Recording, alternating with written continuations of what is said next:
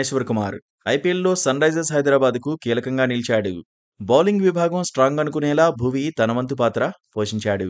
2014 వేలంతోనే sun Risers Hyderabad జట్టులో అడుగుపెట్టాడు. అప్పటినుంచి ప్రత్యేకతను చాటుకున్నాడు. బౌలింగ్లో వేరియేషన్ చూపించి సన్ రైజర్స్ విజయాల్లో తన మార్కు చూపించాడు.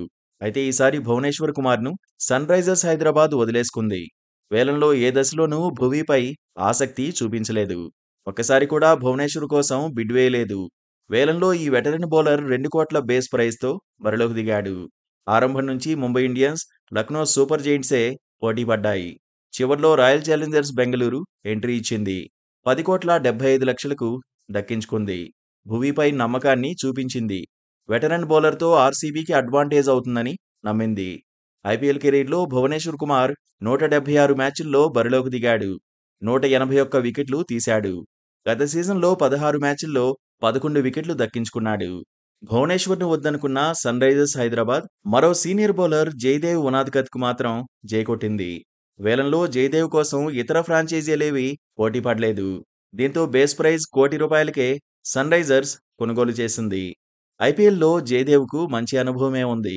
ఇప్పటివరకు 105 మ్యాచుల్లో బరిలోకి దిగాడు. 99 వికెట్లు సాధించాడు. 5 వికెట్ల ఘనతను 2 సార్లు అందుకున్నాడు. గత సీజన్లో సన్ రైజర్స్ హైదరాబాద్ తరఫున 11 మ్యాచుల్లో 8 వికెట్లు తీశాడు. గతంలో KKR, RCB, Delhi, Rising Pune Super Giants, Rajasthan Royals, Mumbai Indians, Lucknow Super Giants తరఫున బరిలోకి దిగాడు. 2024 సీజన్ నుంచి సన్ రైజర్స్ హైదరాబాద్తోనే ట్రావెల్ అవుతున్నాడు. మరోవైపు గత సీజన్లో అదరగొట్టిన సన్ రైజర్స్ హైదరాబాద్ ఈసారి కూడా బలంగానే ఉంది. ముందుగానే Cummins, Klaasen, Nitish Kumar Reddy, Travis Head, Abhishek శర్మను రిటైన్ చేసుకుంది. వేలంలో ఇషాన్ కిషన్, మహమ్మద్ షమి, హర్షిల్ పటేల్, యాడమ్ జంపా వంటి స్టార్స్ను తీసుకుంది. నిజానికి రిటైన్ చేసుకున్న ప్లేయర్ల కోసమే సన్ రైజర్స్ హైదరాబాద్ 75 కోట్లు ఖర్చు చేసింది. 45 కోట్లతో వేలంలో పాల్గొంది.